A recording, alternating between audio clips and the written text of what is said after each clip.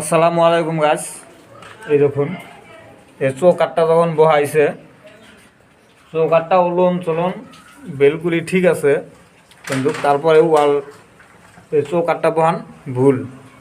কিসের নিকা না দেখুন, এই যে এখানে দেখুন, এটা যখন বহাইছে তো এটা বহান লাগছিল আপনার একদম লিঙ্কটার প্যাচ দেওয়া, লিঙ্কটারের লগে জিনিসটা সাপোর্ট হয়ে গেত।